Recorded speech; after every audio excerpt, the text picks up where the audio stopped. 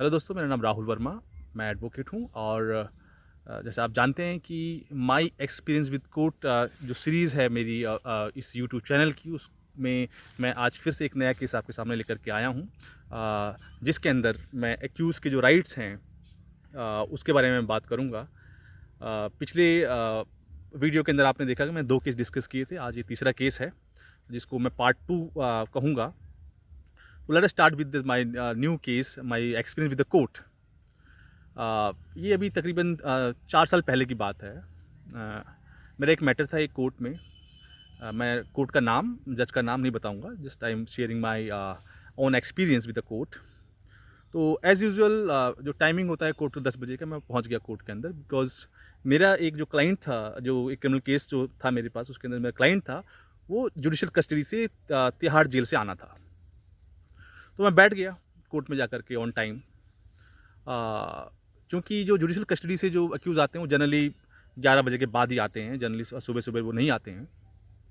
तो मैं टाइम से कोर्ट में जाके बैठ गया, लेकिन कोर्ट की जो लिस्ट थी, जो कॉज लिस्ट थी, वो बहुत लंबी थी। तकरीबन 60-65 के आसपास केस थे, क्योंकि जनरली जो मेट्रोपोलिटन मजिस्ट्रेट हैं उनके ऊपर ज़्यादा बर्डन है काम का, और उनको काफ़ी समय लग जाता है 12 बजे तक। 12 बजे या एक इंडिविजुअल जज के ऊपर डिपेंड करता है, मजिस्ट्रेट के ऊपर, कि वो अपनी उसकी जो स्पीड है काम करने की, वो कितनी जल्दी से वो मैटर्स ख़त्म कर लेता है। एनी हाउ, अपने उस केस के अंदर जब मैं बैठा हुआ था, तो धीरे धीरे करते 12:30 बज गए। जब जज साहब की जो कॉस्ट लिस्ट ख़त्म हुई, then he ask me, yes mister counsel, in which matter you are in. मैंने कहा, जनाब मेरा जो क्लाइंट है वो जुडिशल कस्टडी से आना है and I am waiting for him. बोले ओके। क्योंकि उस केस में तब तक जो है चार्जशीट फाइल नहीं हुई थी, तो जुडिशल जो जेसी होती है 15 दिन की, उसका जो कंप्लाइंस था उसको कोर्ट को करना था। तो एनी हाउ 12:30 बज गए। 1 बजा, जैसे आपने फिर पूछा, यस व्हाट हैपेंड। मैंने जनाब अभी तक आया नहीं। तो 1 बजा, फिर 1:15 बजा, तो फिर पूछा कि यस वकील साहब क्या हुआ। मैंने जनाब अभी तक नहीं आया। देन उन्होंने अपने जो नायाब कोर्ट होते हैं उससे पूछा कि हाँ भाई क्या सिचुएशन है, ये अक्यूज़ जो है वो अभी तक आया क्यों नहीं। तो जनाब पता करवाता हूँ। एनी हाउ तब तक लंच का टाइम हो गया, 1:30 बज गया था। तो जज साहब ने कहा कि ठीक है वकील साहब, आप लंच के बाद आ जाना। मैंने ओके। तो चूँकि मेरा वो कोर्ट और जो चैम्बर है, क्योंकि मेरा चैम्बर 10th फ्लोर पे था, तो वहाँ पे जाने में कम से कम 10-15 मिनट लग जाते हैं और 10-15 मिनट आने में लग जाते हैं। तो मैंने ये सोचा कि ऐसा करते हैं, कोर्ट में ही वेट कर लेते हैं कोर्ट के बाहर, और आधा घंटा क्या उसमें आने जाने में टाइम ख़राब करना, लंच बाद में कर लेंगे। एनी हाउ इसी आधे घंटे में मैंने, मेरे एक दोस्त हैं, वो जुडिशल ऑफिसर हैं वेस्ट बंगाल में, मैंने उनसे बात किया कि आपके यहाँ क्या प्रोसेस होता है, जो भी जुडिशल कस्टडी के जो अक्यूज़ होते हैं, जो अंडर ट्रायल प्रिजनर्स होते हैं, उनको कैसे आप फेस करते हैं आपके यहाँ। तो उन्होंने कहा कि हमारे यहाँ पे रूल है, खासकर उनके पर्टिकुलर डिस्ट्रिक्ट में रूल था कि जितने भी अंडर ट्रायल प्रिजनर हैं वो लंच से पहले या 12:30 बजे से 1 बजे से पहले ही उनको पेश कर दें, ताकि वो वापस अपने कंसर्न जेल के अंदर चले जाएँ। मैंने कहा ओके। बात किया, तब तक फिर 2 बज गया। मैं वापस कोर्ट में गया। कोर्ट के कुछ मिसलिनियस काम होते हैं 2 बजे के, कुछ एप्लीकेशंस होती हैं, उनको उन्होंने डिस्पोज ऑफ किया। Then again he ask me, yes mister counsel. मैंने कहा ये द सिचुएशन इज सेम। अभी तक मेरा जो क्लाइंट है वो अभी तक जुडिशियल लॉकअप से आया नहीं। तो जज साहब ने फिर पूछा अपने नायाब कोर्ट से कि हाँ भाई क्या पोजीशन है। तो उन्होंने कहा हमने पता किया था कि वो तो अक्यूज आज जेल से आया ही नहीं। बोला वकील साहब, जज साहब ने कहा फिर वकील साहब वो तो आया ही नहीं, तो डेट लगा देते हैं। मैंने कहा जनाब डेट का क्या है इसमें, जब आया ही नहीं तो डेट का क्या वो इसका सिग्निफिकेंट रह जाता है। तो लेकिन मैंने एक्यूज़ की मदर से बात किया था उस मॉर्निंग में, तो सी टोल्ड मी कि वो अपने बेटे से सुबह सुबह जुडिशल लॉकअप में जो जेल से जो जेल वैन आती है जिसमें सभी यूटीपी आते हैं, वो जब जुडिशल लॉकअप में जाते हैं तो वो बहुत सारे पेरेंट्स, उनकी फैमिली मेम्बर्स वहाँ पे खड़े होकर के आवाज़ें लगाते हैं।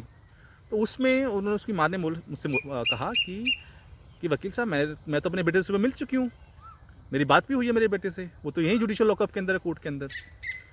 Then I told the court कि you know the real situation is that the mother of the UTP is standing outside, I can bring her inside the court and she will tell the real picture whether he has come or not.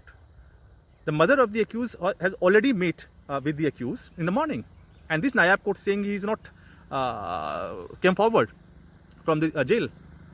तब जज साहब ने बोला तो दोबारा देख कर किया। एनी हाउ तब तक ये 3:30 बज गया था। तो तकरीबन 3:45 बजे वो एक्यूज जो था वो जुडिशल लॉकअप से आया। खैर वो एक फॉर्मेलिटी थी, तो जुडिशल लॉकअप में आने के बाद कोर्ट ने जो है उसको डेट दे दिया और लगा दिया 15 दिन की अगली बात। लेकिन तब तक जो है 3:30 या 4 बजे का टाइम था, तब तक मुझे बहुत तेज भूख लग चुकी थी। और जब मुझे भूख लग जाती तो अब मेरे सर में दर्द होने लग जाता है अगर मैं लंच ना करूं तो मेरे उस सर में दर्द होने लगा था।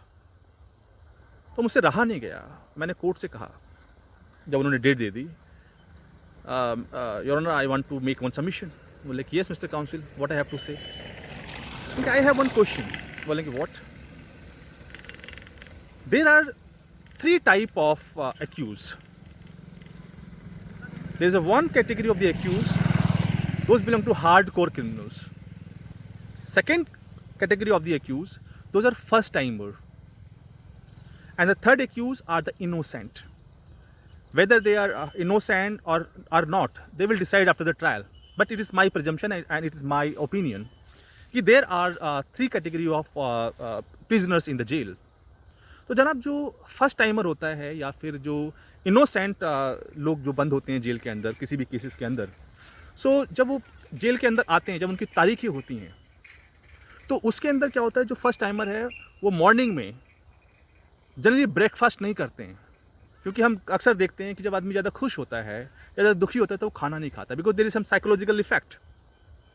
तो जो इनमेट्स हैं जो पहली बार जेल के अंदर गए हैं, तो उनको ये आशा होती है कि उनकी फैमिली से कोई ना कोई वहाँ मिलने आएगा। They have to get ready very soon and they have to catch the first van, ताकि वो टाइम से कोर्ट में पहुँच जाएं और अपनी फैमिली मेम्बर से मिल लें। और उसके बाद हमारे सिस्टम में जो यूटीपी सुबह तैयार हो गया and he has not taken his breakfast, तो उसने अपना ब्रेकफास्ट नहीं लिया और वो सीधा जेल के अंदर आया। जेल के अंदर जुडिशल लॉकअप के अंदर आया। जुडिशल लॉकअप के अंदर उसको 3:30 बजे पेश कर रहे हैं, क्योंकि 10 बजे से पहले जनरली सारी वैन आ जाती हैं। जो 3:30 बजे उसको पेश किया गया, वापस ये जाते जाते इसको 6 बज जाएंगे वहाँ। जब 6 बज जाएंगे जनाब, तो इसके जो टाइम है, हम मान भी लें कि सुबह उसने ब्रेकफास्ट किया है, तो सुबह से लेकर के और शाम के 6 बजे तक उसका खाने का क्या सिस्टम है जनाब। हम जानते हैं कि there is a purpose of lunch. Between 1:30 to 2, there is a lunch break in the court. The judicial office, the court staff, the lawyer, and anybody else will go and will have lunch. But what about these under trial prisoners? Those are, put up in the judicial lockup. What they will do? And there is no arrangement in the judicial lockup for the for the food of this UTP. So don't you think, Your Honor, it is a great violation of fundamental right of the UTPs? Because till yet, the court has not decided whether these are the criminals or not. And after all, if they are convicted, if they have committed any crime, even then they have right to life. They have right to food. So it is my request to this honorable court to kindly give direction to the concerned authority to provide at least some food in the judicial lockup. कि आप जितने मर्जी आप पेश करना चाहते हैं करिए उसको, लेकिन उस जुडिशल लॉकर के अंदर कुछ तो हो, बिस्किट हो, चाय हो, कुछ फूड हो। Then जज साहब said, how I can pass such an order? I don't have any authority. Then I make submission to the court. Then you can write to the district judge, because it is not a question of my client only. There are thousands of UTPs are coming daily in the court to appear before the court concerned. What about this fundamental right of food? Okay, let me see. Anyhow, that judge is concerned has not passed any order, because I think he was not competent to pass such an order.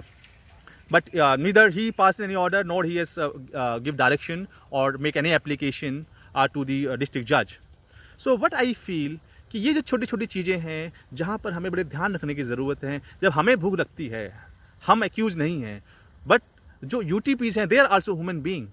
अभी उनका trial पूरा नहीं हुआ है। Trial पूरा हो जाता, convict हो जाते, तो कोर्ट जेल के अंदर उनके लिए खाने का सिस्टम है। Jail authority will provide breakfast, lunch and dinner. But if they are under trial prisoners, so whenever they are coming to the court, then the judicial lockup, because they are under the judicial custody. when they are under the judicial custody, and the judicial custody means they are under the custody of a judge. Then judge is the guardian of that UTP. And being a guardian of the UTP, it is the duty of the guardian and the judicial officer concerned who has given the judicial custody to provide, to arrange such kind of basic necessities like food to the UTPs. So this is a question I am putting before all of you. Whenever you feel such kind of situation arisen, then you must raise a question before the court concerned. I think that such kind of gross violation of fundamental right of an UTP in respect of this right to food is apparent, and it is across the country. So whenever you feel being a lawyer, you can raise the issue. You must raise the issue. With this note, I think I made this point very clear. We must make this approach very clear.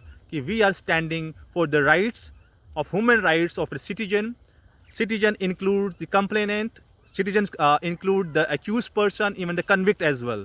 So we have to stand by the fundamental rights of the accused person and the complainant or the victim, etc., etc. So with this note, I would like to conclude by this video. Thank you so much for giving me this person's hearing. Thank you so much.